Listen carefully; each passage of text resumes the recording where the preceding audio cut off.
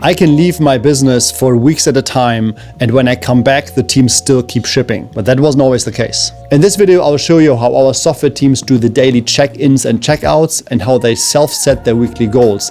And all this without having the managers constantly checking in on them. And I'll break down exactly what I look at each week in order to know that things are on track and when it's time to step in. Let me just give you a bit of context. So my management issue last year was doing too many things and not having a clear priority of how I run them myself. So this is a video I made for my team. And so I also put our SaaS products in here. I gave an overview about all the different products we have. And then I also gave them a lot of stuff on our HR side, like who did we hire? And so I sent this video and I gave this to my team and they loved it so far. Did a lot of different things and I didn't have a clear priority of who runs them and what's exactly my role. Problem with YouTube is I had some people in the wrong seats. So I was asking a management role for someone who's a content writer. And I asked the writer role who's someone who's actually rather a general marketer. And this caused me to jump in and fix too many bottlenecks. Fixing bottlenecks is the existence of a CEO. And I had too many bottlenecks to fix over the quarter. And part of that was we're doing too much. So we can go back to our issue with the MVP we talked in a previous session. We did too much. And too much means too many moving parts. And that leads to a routine that doesn't work yet, that's not proven and too complicated to be run efficiently. So the learnings now for 2026 is we have a clear leader of every product. And how this looks right now, I can show this in my calendar. This was my Monday. This was yesterday. This is like the new day of my routine now. So this is all calls. And then I had some private time and then I had more calls. Basically all my day was calls. There was maybe, I think in total 1 hour I wasn't on calls. So the way I want to run 2026 is the Monday is the day where I'm interfacing with all the different teams and they have a certain rule set of how to report to me. Monday, Tuesday, Wednesday, Thursday, Friday.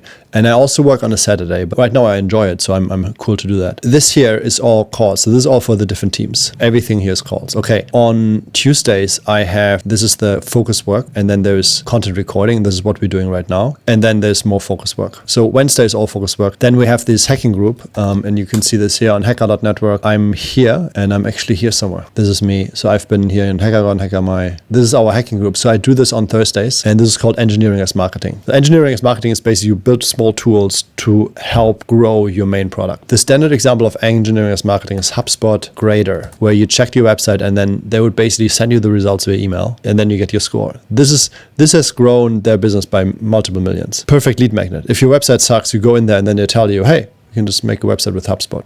Done. So this is what I'm doing here because here we're sitting down in coffee shops with these hacking people. And as I'm an engineer, this is probably my preferred way to market. So, and on Friday, there is another focus slot, and then there'll probably be more calls with the team to close the week. And there is the evenings. In the evenings, I sometimes work more. So this is an 8-hour workday. So what I hope would happen, what we have to see. So this would be focus area and calls, like sales calls, sales or networking calls, or take some time to relax. And this is basically every day of the week. So Saturdays, it depends, right? I would say with Saturdays, I would have something like content review or more engineering as marketing. So focus means we have one main product where we need to put the most time, effort into that. That's where we have the most stakes. It's the highest bang for the buck. But this is basically what I'm doing as a CEO. So it could be a bottleneck for something else. It could be a bottleneck of a certain product. I intentionally move all the management tasks to the Monday so that people can reach me. And then there are these main things that I'm working on. So that was just running through my week. The main theme is here. All the delegation happens on Monday and they have a framework to check back in with me. And there are a couple of rules we have. So let me just write down the rules to interface.